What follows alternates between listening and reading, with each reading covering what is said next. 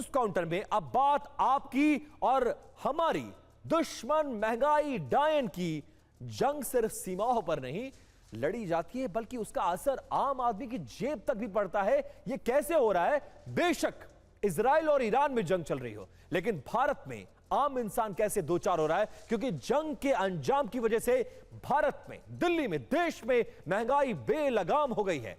पश्चिम Asia में बड़े तनाव के बाद भारत में महंगाई का दबाव लगातार बढ़ता जा रहा है। कॉमर्शियल एलपीजी सिलेंडर इस साल अब तक करीब 1288 रुपए महंगा हो चुका है। जो पुराना प्राइस है उसको छोड़ दीजिए, 1288 रुपए उसकी कीमत बढ़ चुकी है। पेट्रोल और डीजल के दामों में 7 रुपए 50 पैसे प्रति लीटर तक का इजाफा हो गया है, जबकि सीएनजी भी 6 रुपए तक महंगी हो गई है। सबसे ज्यादा असर विमान ईंधन पर दिखा है, जिसकी कीमतों में 30% का उछाल आया है। नतीजा यह है कि ट्रांसपोर्ट महंगा हो रहा है। अब देखिए, कॉमर्शियल एलपीजी के जो सिलेंडर की कीमतें हैं, इस पे हर साल लगातार बढ़ोतरी देखने को मिली है। सबसे ताजा बढ़ोतरी आज हुई है, जब 19 किलो वाले कॉमर्शियल सिलेंडर के दाम में 42 रुपए एक साथ इजाफा करने का फैसला किया गया। आज सुबह सुबह झटका लगा है तमाम लोगों को जो कॉमर्शियल सिलेंडर यूज करते हैं, और इसका इंपैक्ट आपके भी जीवन पर आएगा, क्योंकि होटलों में इसका इस्तेमाल होता है, और जब सिलेंडर महंगा होगा तो खाना भी महंगा होगा। इसके बाद दिल्ली में इसकी कीमत बढ़कर आज की तारीख में एक सिलेंडर कॉमर्शियल की 3113 रुपए हो गई है। इससे पहले 1 मई को कॉमर्शियल सिलेंडर की कीमतों में सबसे बड़ी बढ़ोतरी दर्ज की गई थी। एक झटके में 993 रुपए बढ़ाए गए, जिसके बाद सिलेंडर का रेट 3071 रुपए हो गया था।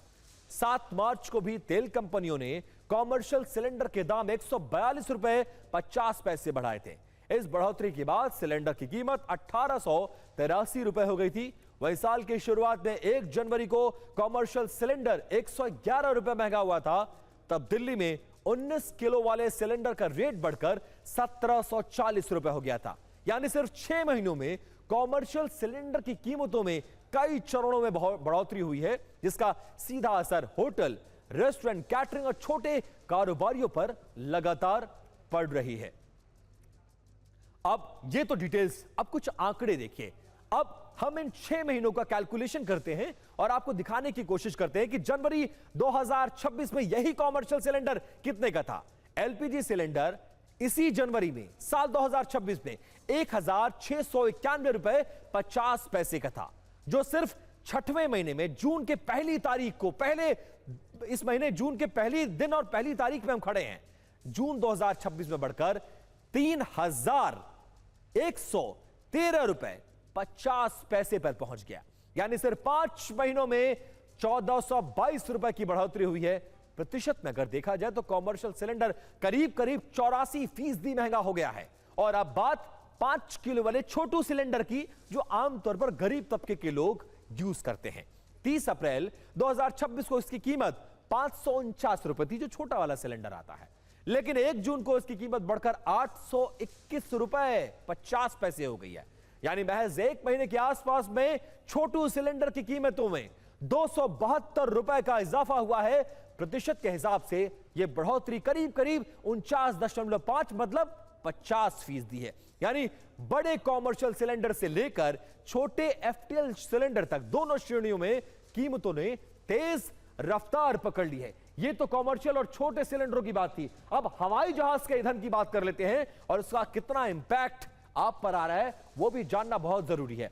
हवाई जहाज के ईंधन यानी एटीएफ की बढ़ती कीमतों का असर अब एयरलाइंस के संचालन पर भी साफ तौर पर नजर आने लगा है। 1 अप्रैल को एटीएफ की कीमतों में 25% की बढ़ोतरी हुई, और इसके बाद 1 मई को कीमतों में फिर से 5.33% का इजाफा किया गया। यानी सिर्फ 2 महीनों में एटीएफ करीब 30% से ज्यादा महंगा हो गया। फ्यूल की बढ़ती लागत के चलते कई एयरलाइंस ने उड़ानों में कटौती करने का फैसला कर लिया है। एयर इंडिया ने इस पूरे मामले में कई घरेलू रूट्स पर विमानों की उड़ानों की संख्या को घटाने का फैसला किया है। कंपनी ने घरेलू परिचालन में करीब 22% तक की कटौती की है, ताकि बढ़ती लागत का दबाव कम किया जा सके। वहीं इंडिगो ने भी 5 से 10% तक के उड़ानों को कम करने की योजना बना ली है।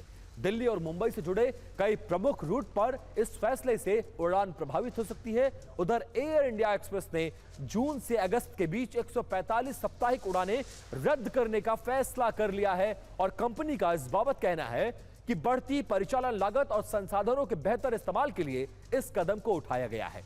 यानी विमान ईंधन के लगातार महंगा होने का असर अब सीधे तौर पर एयरलाइंस के नेटवर्क और यात्रियों की यात्रा योजनाओं पर पड़ रहा है। अब देखिए, सरकार ने पेट्रोल और डीजल और ईंधन यानी एटीएफ पर लगने वाले निर्यात कर में कटौती करने का फैसला कर दिया। पहले क्या था, अब क्या है और कटौती कितनी हुई है वो जान लीजिए जरा। पेट्रोल पर पहले 3 रुपए लीटर निर्यात कर लगाया जाता था, जिसे घटाकर अब 1 रुपए 50 पैसे कर दिया गया है। यानी पेट्रोल पर 1.5 रुपए प्रति लीटर की राहत दी गई है। लेकिन डीजल की बात करते हैं। सब पहले 16.5 रुपए प्रति लीटर निर्यात कर सरकार इस पर लेती थी, जिसे घटाकर अब 13.5 रुपए कर दिया गया है। यानी डीजल पर लगभग 3 रुपए प्रति लीटर की कटौती कर दी गई है। और सबसे बड़ी राहत विमान ईंधन यानी एटीएफ पर दिया गया है। एटीएफ पर पहले 16 रुपए प्रति लीटर सरकार निर्यात कर लेती थी, जिसे घटाकर अब 9.5 रुपए प्रति लीटर पर ला दिया गया है। यानी इसमें लगभग 6.5 रुपए प्रति लीटर की कटौती कर दी गई है। सरकार का यह फैसला ऐसे समय पर आया है जब पश्चिम एशिया में तनाव के चलते कच्चे तेल और ईंधन की कीमतों पर दबाव लगातार बना हुआ है।